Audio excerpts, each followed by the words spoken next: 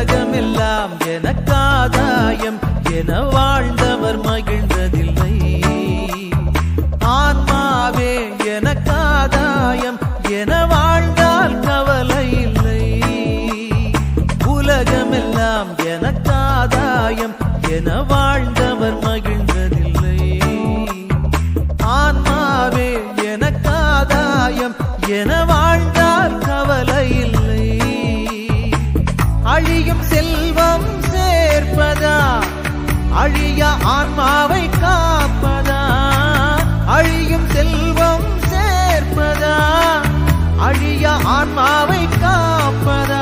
இந்த கேள்விக்கு பதிலாய் வாழ்ந்தவர் யார்? அவரே புனித சவேரியார். உலகமெல்லாம் எனக்காதாயம் என வாழ்ந்தவர் மகிழ்ந்ததில்லை.